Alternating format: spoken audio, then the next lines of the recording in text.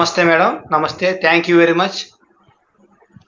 మరి నిన్న ఒక అద్భుతమైన అవకాశం ఇచ్చారు. మహావతార్ ఫౌండేషన్ నిన్న క్లాస్ స్టార్ట్ అయినప్పటి నుంచి ఏం జరిగిందో తెలీదు.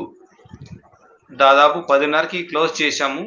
క్లోజ్ చేసినప్పటి నుంచి మరి ఈ రోజంతా పని చేసుకున్నాం, కానీ ఇప్పటి వరకు కూడా హయ్యర్ ఎనర్జీలో ఉన్న ఒక ఫీలింగు నాకు, అంటే ఇంకా దాంట్లోనే ఉన్నాను కాబట్టి ముందుగానే వచ్చేసాను ధ్యానానికి.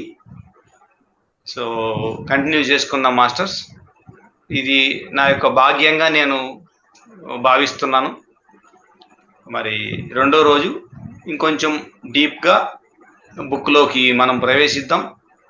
సో ఈ సందర్భంగా ప్రేక్షకుల అందరికీ నేను ధన్యవాదాలు తెలుపుకుంటూ మరి రెండో రోజు మనము ఆ మహానుభావుని యొక్క బుక్ గురించి తెలుసుకుందాం, మహావిజ్ఞానాన్ని. సో కొన్ని విషయాలు నేను తెలుసుకున్నాం. సో ఈరోజు కొంచెం డీప్లోకి వెళ్దాం కాబట్టి 3 బుక్కులు అవి. సో బాబాజీ ఏది డేట్ అయితే చెప్తారో నీలకంఠం గారికి, రామయ్య గారికి, అదే డేట్లో ప్రచురించడం జరుగుతుంది. చేతిలో ₹1 డబ్బు లేదు, ఎక్కడ అవకాశం వచ్చేది కూడా లేదు. అయినా కానీ ఏ రోజు అయితే పబ్లిష్ అవుతుంది అని బాబాజీ చెప్పారో అదే రోజున పబ్లిష్ అవ్వడము అంటే హయ్యర్ వరల్డ్స్లో వాళ్ళు ఆల్రెడీ నిర్ణయించారు ఇది ఈ సమయంలో అవసరము అని. సో అది అవసరం కాబట్టి ఆ సమయంలో అది రావడం జరిగింది. సో 1952, 53 ఈ ప్రాంతంలో ఈ 3 బుక్లు వచ్చాయి. సో అది ఫస్ట్ ఎడిషన్, అంటే ప్రింట్ అయ్యింది. 3 బుక్లుగా ప్రింట్ అయ్యడం జరిగింది. సో ఫస్ట్ బుక్ పేరు ఏమిటంటే మిస్టిజం అన్లాక్డ్. మిస్టిజం అంటే ఆధ్యాత్మికత, అన్లాక్డ్ అంటే తెరుచుకోబడింది. సో అంతవరకు ఆధ్యాత్మికత అంటే బాగా, అంటే సాధన చేసిన వాళ్ళకి, హిమాలయాల్లో ఉన్న వాళ్ళకి, శుచి శుభ్రంగా గుణాలలో మంచిగా ఉండి ఋషులకి మునులకి వీళ్ళకి చెందిందేమో అనుకునే ఆ ఒక్క భావన నుంచి సర్వసామాన్యుడికి, ప్రతి ఒక్కరికి ఈ ఆధ్యాత్మికత వెళ్ళాలి అనే ఆ ఉద్దేశంతో ఈ ఫస్ట్ బుక్ పేరు మిస్టిజం అన్లాక్డ్, ఆధ్యాత్మికత తెరవబడింది. ఇది ఫస్ట్ బుక్. సో ఇది వచ్చిన తర్వాత రెండో బుక్ మళ్ళీ వీళ్ళిద్దరిని మారుస్తారు. ఒకరు డైలాగ్స్ రాస్తే ఇంకొకరు సబ్జెక్ట్ రాస్తారు. ఇంకొకరు మళ్ళీ రెండో బుక్కి వాళ్ళిద్దరు మారుకుంటారు. రామయ్య గారు ఇది రాస్తారు, నీలకంఠం గారు ఇది రాస్తారు. సో అలాగా వాళ్ళిద్దరు కూడా మార్చుకొని రాయడం జరిగింది. సబ్జెక్టు ఉంటుంది, అంటే జ్ఞానము, రెండోది బాబాజీతో కన్వర్జేషన్, ఇవి 2 ఉంటాయి. సో రెండో బుక్ ఏంటంటే master key to all ills. So ఏ సమస్య అయినా సరే, ఇల్ అంటే అనారోగ్యము అనుకుంటాం మనం. సో ఇక్కడ బ్రాడ్గా ఏం చేశారంటే ఇల్ అంటే సమస్య, ILL, ఇల్ అంటే సమస్య, ఇది రోగము కాదు. సో ఏ సమస్యకన్నా సరే ఆ సమస్యకి ఒక కీ ఉంటుంది. సో ఈ క్రియాయోగ అనేది బాబాజీ ఎందుకు తీసుకొచ్చారంటే master key to all ills, మనిషికి ఇప్పుడు అప్పుడు అని కాకుండా ఎటువంటి సమస్య వచ్చినా ఈ మాస్టర్ కీతో ఓపెన్ చేయొచ్చు అని దాని అర్థం. సో ఎవరైనా సరే, నాకు షిప్లో అనుభవం ఉంది కాబట్టి డిఫరెంట్ క్యాబిన్స్ ఉంటాయి, అందరికీ ఒక్కొక్క తాళం ఇస్తారు.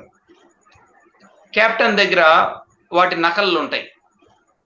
అంటే 2 కీస్ ఉన్నాయి అనుకోండి, ఒకటి సేఫ్లో ఉంటుంది, ఒకటి వాడేదానికి ఇస్తారు. సో మీరు హోటల్కి వెళ్ళినా కానీ అదే చేస్తారు.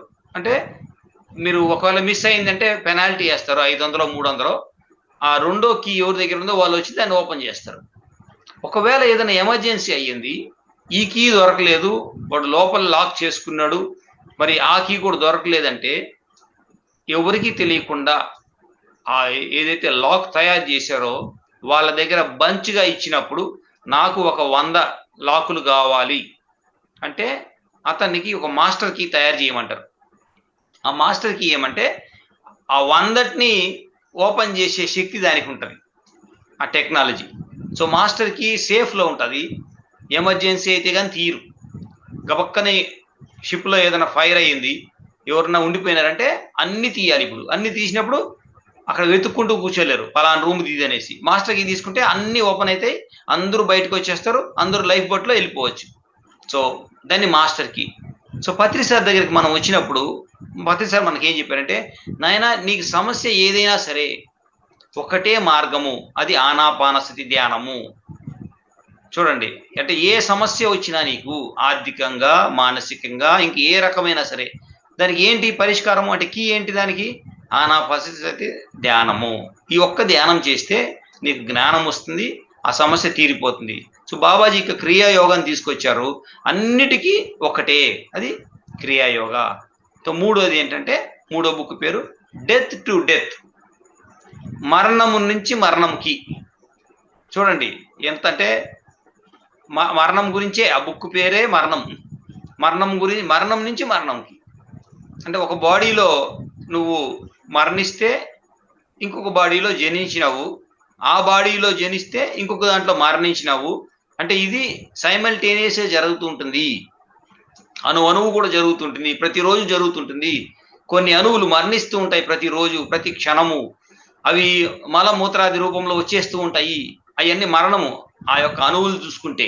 కానీ నీ శరీరం ఏం కావట్లేదు, నీ శరీరం మళ్ళీ శక్తితో కొత్త అణువుల్ని సృష్టిస్తుంది. అంటే మరణము జననము ఒకటే ప్లేస్లో ఉంది, భయపడుతున్నావు. సో ఇది 3 బుక్కులు.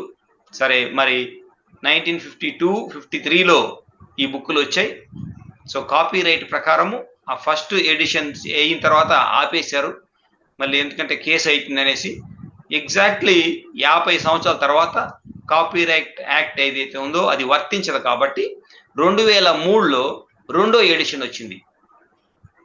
తర్వాత 3 సంవత్సరాలకి అంటే 2006లో నెక్స్ట్ ఎడిషన్ వచ్చింది. తర్వాత 2009లో 4వ ఎడిషన్ వచ్చింది. అన్ని బుక్కులు హాట్ కేకుల్లాగా వెళ్ళిపోయినాయి. అంటే ఎంతమంది అంటే బాబాజీ ఏదైతే నేను అనుకున్నాం, మనము 500 బిలియన్ పీపుల్కి ఇది వెళ్ళాలి ఈ ఆధ్యాత్మికత అనుకున్న ఉద్దేశంతో ఆ శక్తిని ఈ బుక్లో అక్షర రూపంలో దాల్చారు కాబట్టి అది 100% అయి తీరుతుంది అనేదానికి ఇదే నిదర్శనం. మన దగ్గర పోయిన నెల, అంతకుముందు నెల ఒక అద్భుతమైన ప్రూఫ్ ఉంది దీనికి. యూకేలో శారదా మేడం అని ఉన్నారు, ఆస్ట్రియాలో సత్య మేడం అని ఉన్నారు, ఇంకా ఢిల్లీలో ఫరీదాబాద్లో పావని మేడం ఉన్నారు. ఎప్పుడైతే మనం పిఎంసి తెలుగులో ఈ యొక్క ఎపిసోడ్స్ వస్తున్నాయో ఆ ఎపిసోడ్స్ వింటూ ఉంటే వాళ్ళకి పత్రిజీ కలవడము, మహావతార్ బాబాజీ కలవడము, మెసేజెస్ ఇవ్వడము, మేమందరము ఒక్కటే, ఒకే పని కోసమే మేమందరము డిఫరెంట్ చైతన్యంలో ఇలా వచ్చాము అని ఈ మెసేజ్ ఇవ్వడము. మరి శారదా మేడంకి, యూకే మేడంకి ఈసారి నీ బర్త్డేకి నీకు ఒక సర్ప్రైజ్ వస్తుంది చూడు అనేసి బాబాజీ చెప్పడము. సో ఒకరోజు ముందే ఈ బుక్ మేడంకి గిఫ్ట్గా వచ్చింది, అమెజాన్లో బుక్ చేసి సత్య మేడం ఆస్ట్రియా నుంచి బుక్ చేసి పంపించారు. ఆ బుక్ చూస్తేనే కళ్ళెమ్మటి నీళ్ళు వచ్చేసాయి. అంటే చదవాలి అనుకున్నాను, గిఫ్ట్ ద్వారా బర్త్డేకి వస్తుందని ఆల్రెడీ మెసేజ్ వచ్చింది. సో ఒకరోజు ముందుగానే ఈ బుక్ వచ్చింది. సో సత్య మేడంకి 4 రోజుల తర్వాత లేట్ అయింది, అంటే బుక్ చేసిన వాళ్ళకి లేట్ అయ్యింది, కానీ ఎవరు బర్త్డే ఉందో వాళ్ళకి ముందు వచ్చింది. చూసుకోండి, పక్కన కంట్రీసే 2. సో గిఫ్ట్గా వచ్చింది, తొందరగా వచ్చింది. ఆమెకి 12వ తేదీ వచ్చింది, ఈమెకి 7వ తేదీ వచ్చింది. సో మొత్తము భూమి మీద అన్నీ కరెక్ట్గానే జరుగుతాయి. ఎవరికి ఎప్పుడు ఏది రావాలో అది ఒక క్రమ పద్ధతిలో అన్నీ జరుగుతాయి. దేనికి హడావిడి పడాల్సిన అవసరం లేదు. భూమి మీద యాక్సిడెంట్లు జరగవు, యాక్సిడెంట్ అనేది లేనే లేదు. అన్నీ ఒక ప్రణాళికబద్ధంగానే ప్రతి ఒక్క విషయము కూడా తూచా తప్పకుండా జరుగుతుంది. ఈ సత్యం తెలుసుకోవాలి. సో ఇలాగా 4 ఎడిషన్స్లో మరి 2009 వరకు ఇన్ని వచ్చాయి. సో ఇప్పుడు 3 బుక్కుల గురించి తెలుసుకున్నాం. సో ఫస్ట్ బుక్ మనం చూస్తే కనుక ఫస్ట్ బుక్లో చాప్టర్ 1 ఫస్ట్ లైన్ ఏముందంటే, ఆధ్యాత్మికత చూడండి, అంటే అన్లాక్డ్ అన్నారు కదా, ఆధ్యాత్మికత అన్లాక్డ్ అంటే ఓపెన్ చేసిన వెంటనే మనకి ఇచ్చిన బాబాజీ ఇచ్చిన message, you will not die, you should not die, you cannot die. ఇది ఒక లైన్లో ఉంటుంది, కమా ఉండి. యూ విల్ నాట్ డై అంటే నువ్వు చావలేవు, చావవు, ఖచ్చితంగా నువ్వు చావవు. చూసుకోండి, అంటే దేని గురించి చెప్తున్నారు బాబాజీ? శరీరం గురించా, మనస్సు గురించా, బుద్ధి గురించా, ఆత్మ గురించా? యూ విల్ నాట్ డై అంటే అయిపోయింది. విల్ అంటే ఇంకా సంభవం కాదు, అది నువ్వు చావవు అని ఖచ్చితంగా చెప్తున్నాడు. అంటే మనలో ఉండే భయాన్ని, మన ఉనికిని కాపాడుకునేదానికి ఎన్నెన్ని చేస్తున్నామో వాటన్నిటికీ ఫస్ట్ లైన్లోనే జవాబు ఇచ్చేశాడు. యూ విల్ నాట్ డై, నువ్వు చావవు. యూ షుడ్ నాట్ డై, నువ్వు చావకూడదు. నువ్వు ఎందుకు చేస్తావు? షుడ్ నాట్ డై అంటే నువ్వు చావకూడదు. నువ్వు అమరత్వం పొందడానికి భూమి మీదకి వచ్చావు. ఆ అమరత్వంలోనే ఉండాలి. నువ్వు బాడీ అనే ఆ దేహ స్థితిలో ఉండకూడదు. You should not die. మూడోది, యూ కెనాట్ డై అంటే నువ్వు చావలేవు నైనా, నువ్వు చావలేవు. నువ్వు చావాలనుకున్నా చావలేవు. ఎందుకంటే నీకు పుట్టికే లేనప్పుడు చావు ఎక్కడి నుంచి వస్తుంది? శరీరం పుట్టింది కాబట్టి చచ్చింది, ఆత్మ పుట్టలేదు కదా. అది ఒక ఆత్మ నుంచి పిల్లగా వచ్చింది, పెద్దగా ఎదుగుతుంది, మళ్ళీ తల్లిగా అవుతుంది. ఇక్కడ నువ్వు ఎక్కడ పుట్టినావు? నువ్వు పుట్టలేదు. ఒక అంశంలా అలా వచ్చి పూర్ణంగా తయారైనవు, మళ్ళీ అంశంగా వచ్చి మళ్ళీ పూర్ణంగా తయారైనవు. పుట్టు లేదు, చావుకు లేదు. ఈ ఫస్ట్ లైన్ చాలా చాలా ఇంపార్టెంట్. ఎంతో మందికి కళ్ళు తెరుస్తుంది. ఈ భూమి మీద ఒక అధ్యాయం కొత్తగా స్టార్ట్ అయ్యిందంటే, బాబాజీ అంటే మనము ఎలాగైతే మాతాజీ అంటామో హిందీలో, మాత అంటే తల్లి, వాళ్ళు అక్కడ బాబా అంటే తండ్రి, తండ్రిని ప్రేమగా బాబా అంటారు. ఇక్కడ బాబాజీ అంటే ఆయన పేరు నాగరాజు గారు, కానీ తండ్రి లాగా ఈ సాధకులు చూస్తారు కాబట్టి హిమాలయాల్లో ఇంకా వేరే వాళ్ళలో, కాబట్టి ఆయన్ని ఒక తండ్రి లాగా సంబోధిస్తారు ప్రేమతో బాబాజీ అని. సో తల్లి అయితే మాతాజీ అంటారు. సో అలాగ బాబాజీ అనే పేరు అందరికీ సుపరిచితమైంది. ఆ బాబాజీ అనే పేరుతోనే మహా అవతార్ అని అది అలా స్టార్ట్ అయింది. సో ఇది మనం తెలుసుకున్నాం. సో నెక్స్ట్ వెళ్దాం. బ్రహ్మర్షి పితామహ పత్రిజీ గురించి అంతగా తెలియదు అన్నారు నిన్న, అందరూ కొంతమంది కొత్త వాళ్ళు వచ్చారనేసి. సో ఇక్కడ పత్రిజీ ఏంటంటే బ్రహ్మర్షి అనే బిరుదు ఇవ్వడం జరిగింది. బ్రహ్మర్షి అంటే భూమి మీద ఉండే అన్నిట్లో తనను చూసుకోగలగడము, తనలో అందరినీ చూడగలగడం. అంటే ఎవరిని చూసినా దేహం కనిపించదు పత్రిసారికి, వాళ్ళలో ఉండే ఆత్మ పదార్థమే కనిపిస్తుంది. అంటే అందరిలో తాను, తనలో అందరూ ఉండే ఆ స్థితిని బ్రహ్మస్థితి అంటాము. ఆ బ్రహ్మతత్వంలో ఋషిగా మారిన బ్రహ్మర్షి, అది పత్రిసారు. సో ఇలాగ అయిపోయిన తర్వాత ఎన్నో సంవత్సరాలు, దాదాపు 20-25 సంవత్సరాలు విస్తారంగా భూమి మీద అన్ని ప్లేసులు తిరిగి అన్ని చెప్పుకుంటూ ఈ యొక్క ధ్యానాన్ని, అహింసా తత్వాన్ని, సాకారం ఇది చెప్పుకుంటూ పోయేసరికి ఒకానొక బుద్ధ పౌర్ణమి రోజున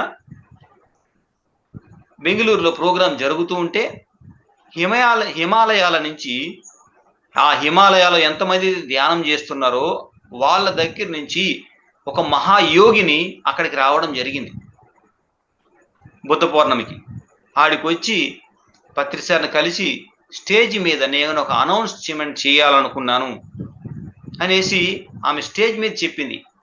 ఈ రోజు నుండి మా యొక్క హిమాలయ గురువులు బ్రహ్మర్షి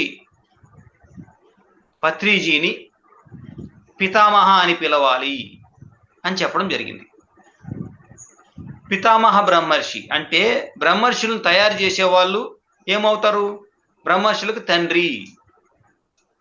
ఆయన బ్రహ్మర్షి అయ్యాడు, కానీ ఎంతో మంది బ్రహ్మర్షులను తయారు చేశారు ఈ 25 సంవత్సరాలు. కాబట్టి ఈ బిరుదుని మేము హిమాలయాల్లో నుంచి కూడా ఇవ్వచ్చు, ఎవరికో ఒకరి ద్వారా ఈ స్టేజ్ మీద చెప్పించవచ్చు. కానీ వాళ్ళందరూ చెప్పారేంటంటే మన భాగ్యము ఇది, మనం వెళ్ళి ఎవరో ఒకరు వెళ్ళి అక్కడ చెప్తే ఆ ఎనర్జీ ఎంతో బాగుంటుంది, ఆ బెంగళూరులో పిరమిడ్ వ్యాలీ యొక్క ఎనర్జీ హిమాలయాలకు వస్తుంది, హిమాలయాల ఒక ఎనర్జీ బెంగళూరుకి వెళ్తుంది.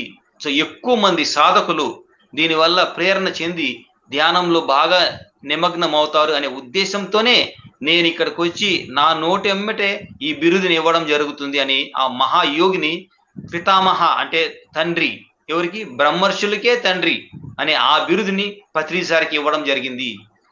పత్రిసారి ఎంతో సింపుల్గా ఉంటారు, కామన్గా ఉంటారు, కానీ హిమాలయాల్లో ఉండే సాధకులు గుర్తెరిగి బెంగళూరుకి వచ్చి ఇచ్చింది ఇది.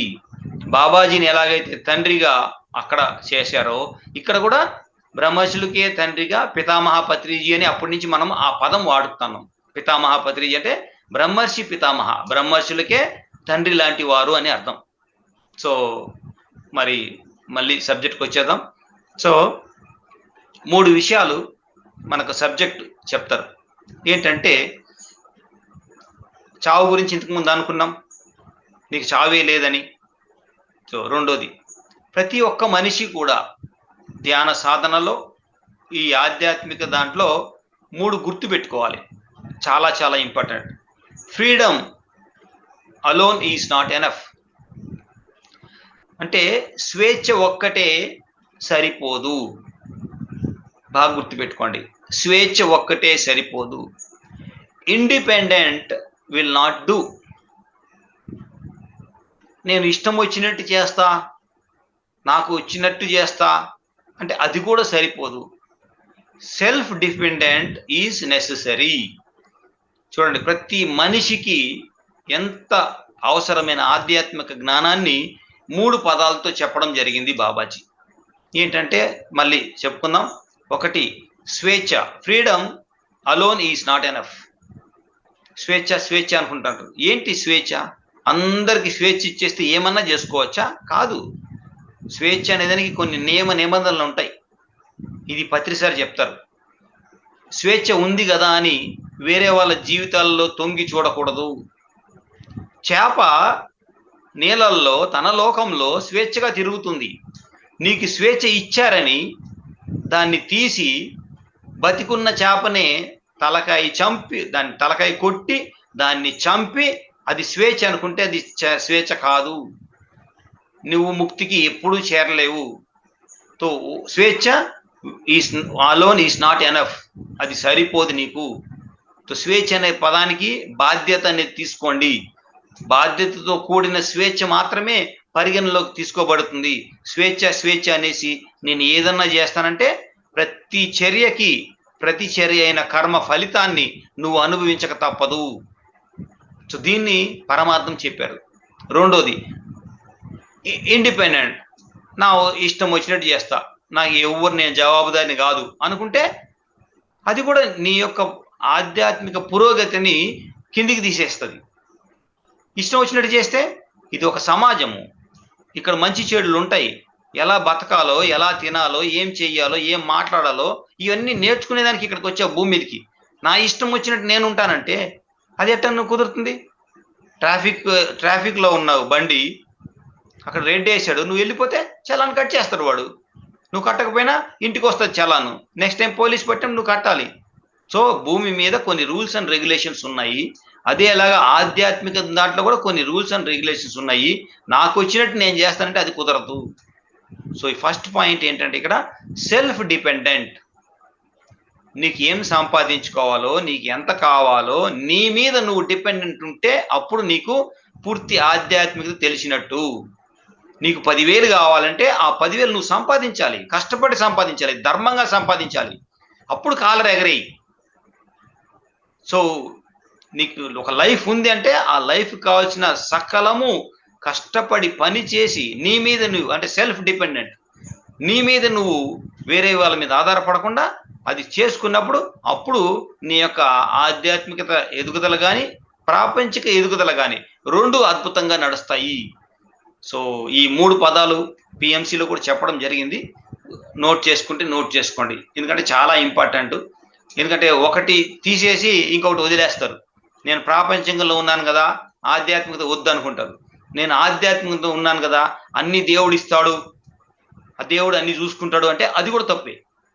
50-50లో ఉండాలి, రెండింటిని బ్యాలెన్స్ చేయాలి. ఫ్యామిలీని, ఇటు ఆధ్యాత్మికతని, జాబుని, మళ్ళీ ఇంట్లో పని, అది ఇలాగ అన్నిటినీ బ్యాలెన్స్ చేసుకుంటూనే మనం మధ్య మార్గంలో ఉంటాం. మరి అది మాస్టర్స్. మరి కొంచెము మరి అనుభవాల్లోకి వెళ్దాం. అదేంటంటే ఒకానొక శిష్యుడు ఎంతో బాగా సాధన చేసి మీ గ్రూప్లోకి వస్తాను బాబాజీ అంటారు. బాబాజీ కదలరు మెదలరు, గమ్మున కూర్చొని ఉంటారు. ఇంకా మిగిలిన వాళ్ళు కూడా గ్రూప్ కాబట్టి వాళ్ళందరూ చూస్తూ ఉంటారు. ఈయన యాక్చువల్లీ అర్హత పొందాడు ఆ గ్రూప్లో జాయిన్ అవ్వడానికి, కానీ బాబాజీ నుంచి ఏ స్పందన రావట్లేదు. సో ఏం చేయడము? సో అలాగ వెయిట్ చేస్తున్నారు. ఇంకా ఎక్కువ అయిపోయింది. ఇంకా బాబాజీ ఇంకా నేను ఏం చేయాలి నేను అంటే, బాబాజీ ఏం చేస్తారంటే కొండపైన, యాక్చువల్లీ కొండ శిఖరం పైన వీళ్ళు మీటింగ్ పెట్టినారు. అప్పుడు అక్కడ మంట వెలుగుతుంది. సో బాబాజీ ఏం చేస్తారంటే ఒక్క తోపు తోస్తారు. ఒక్క తోపు తోసేసరికి ఆ మనిషి ఆ పైన అంటే ఆ హిల్ టాప్ నుంచి కింద పడిపోతాడు. కింద పడిపోయిన తర్వాత ఆ రాళ్ళు అవన్నీ గుచ్చుకొని మొత్తం శరీరం అంతా శిథిలం అయిపోతుంది. ఏ పార్ట్కి ఆ పార్ట్ ఇలా ఇలా ఇలా అయిపోయి ముక్క అంటే మాంసపు ముద్దలు ఇలా మిగులుతాయి. సో అప్పుడు శిష్యులు అడుగుతారు, మరి ఇంత కఠినంగా ఎలాగుంటావు బాబాజీ? అతను అంటే ఇస్తే ఇవ్వు, లేకపోతే ఇవ్వలేను, వచ్చే జన్మలా రా అని చెప్పు, అంతేగాని నువ్వు ఇలా తోసేసేవేంటి అనేసి అడుగుతారు. మళ్ళీ నేను ఎలాగైతే మనం ఒక సన్నివేశం చూసాం సేమ్ అదేలాగా.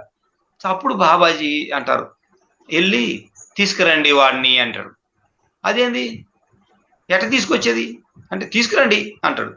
అప్పుడు వెళ్ళి ఆ ముద్దలన్నీ ఏరుకొని, కాలు ఒక చోట, చేతి ఒక చోట ఉంటుంది, చేతులు ఒక చోట ఉంటాయి, కిడ్నీలు బయటకు వచ్చేసి ఉంటాయి, తల ముక్కలు అయిపోయి ఉంటుంది, మొత్తం సేకరించి తీసుకొని వచ్చి బాబాజీ ముందర పెడతారు ఎంతో కష్టపడి. అప్పుడు బాబాజీ చేత్తో ఆ యొక్క అవయవాల మీద ఇలా అంటారు. ఇలా అనేసరికి నిద్రలో నుంచి లేస్తే ఎలా ఉంటాడు, అలాగా దివ్యమైన తేజోవంతంగా లేచి కూర్చుంటాడు ఆయన. మోహం తీరిందా నీ శరీరం పైన అని అడుగుతాడు బాబాజీ.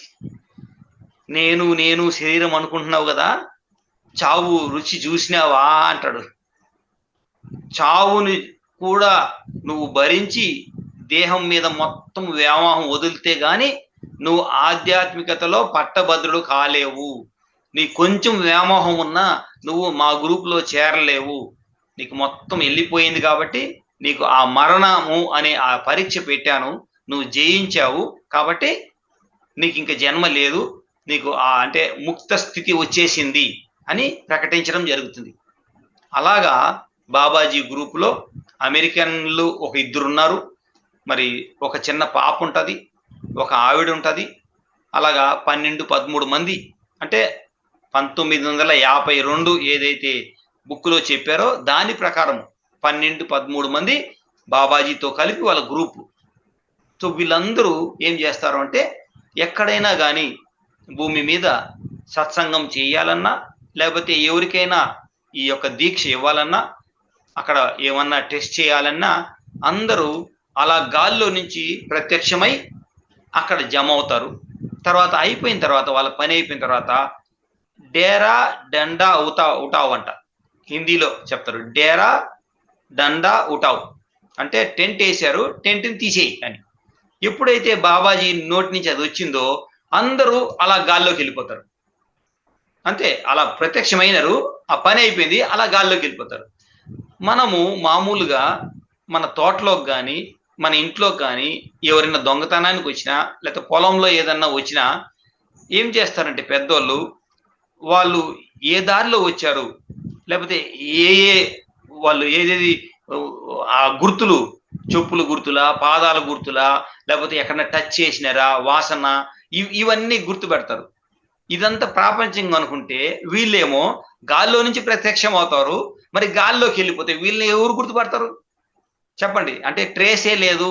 మహానుభావుల్ని మనము ఈ కళ్ళతో, ఈ బుద్ధితో, ఈ జ్ఞానంతో మనం ట్రేస్ చేయలేము. అది మన యొక్క ఆలోచనకే అందనిది. ఎక్కడ కావాలంటే అక్కడ వాళ్ళు ప్రత్యక్షం అవుతారు, ఎక్కడ కావాలంటే వాళ్ళు మాయమైపోతారు. కాబట్టి మా దగ్గరికి రావాలని మీరు ప్రయత్నం చేయకండి. మీకు ఇచ్చిన పనిని సక్రమంగా చేసినప్పుడు, సమయం ఆసన్నమైనప్పుడు మేమే మీ దగ్గర ప్రత్యక్షం అవుతాము, మీరు మా దగ్గర రావాలని ప్రయత్నం చేయకండి అని బాబాజీ అనడం జరుగుతుంది. సో నిన్న అనుకున్నాం గౌరీపీఠం అనేది ఉంది, బద్రీనాథ్కి ఒక 25 కిలోమీటర్ల లోపలికి వెళ్తే ఆ పీఠం ఉంటుంది. కొన్ని వేల మంది సాధకులు ఇప్పుడు కూడా అక్కడ సాధన చేస్తూ ఉంటారు. శుచి శుభ్రంగా ఉంటుంది, వాళ్ళకి అన్ని దొరుకుతాయి. ఎందుకంటే వాళ్ళ చేతిలో అక్షయ పాత్ర ఇస్తారు, ఒక్కొక్కరికి ఒక్కొక్క అక్షయ పాత్ర.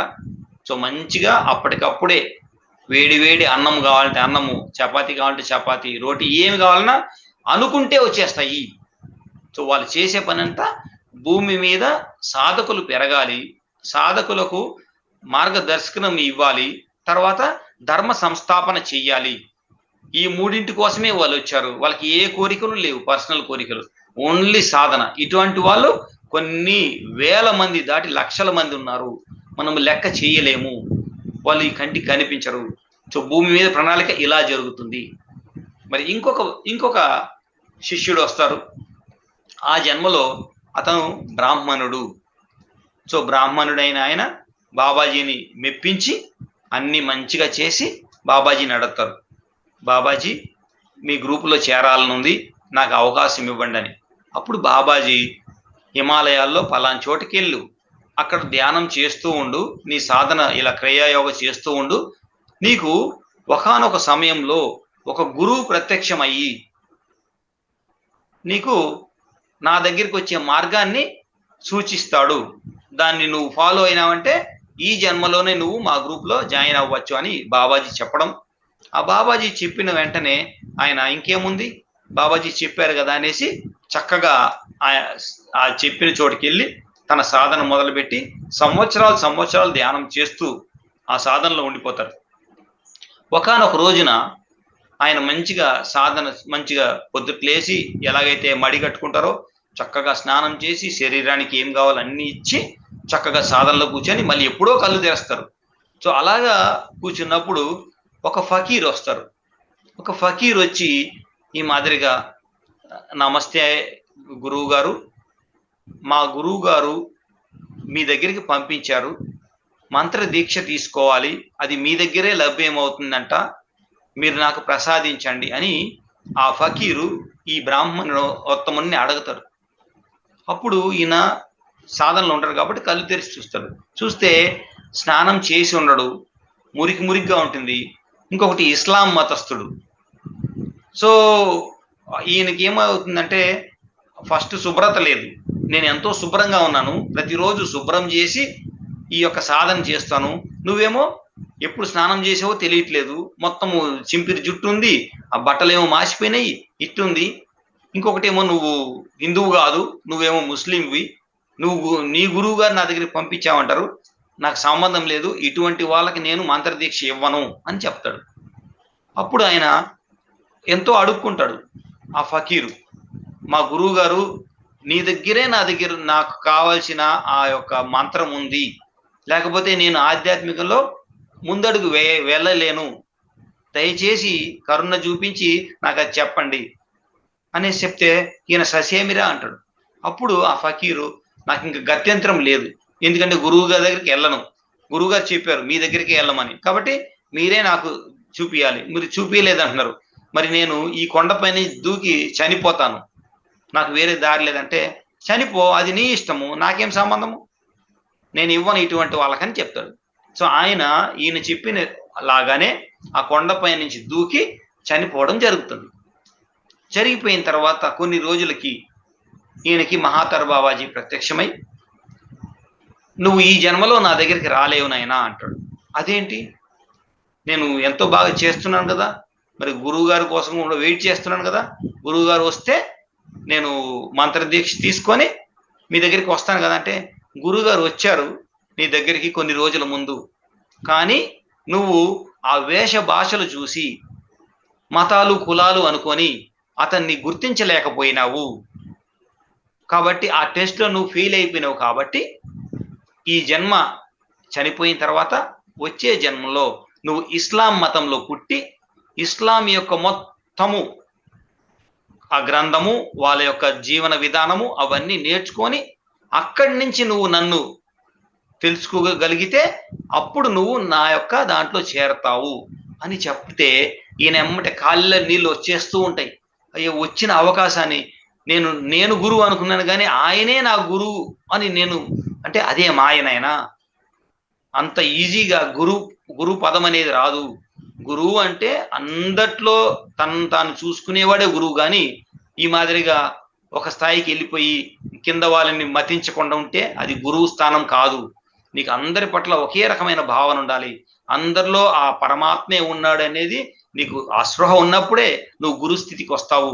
కాబట్టి ఈ జన్మలో నువ్వు రావు. కాబట్టి ఈ జన్మ అలా కానిచ్చి చనిపోయిన తర్వాత వచ్చే జన్మ ఆ ఇస్లాంలో పుట్టి తర్వాత అక్కడి నుంచి నా దగ్గరికి రా అని చెప్పడం జరుగుతుంది.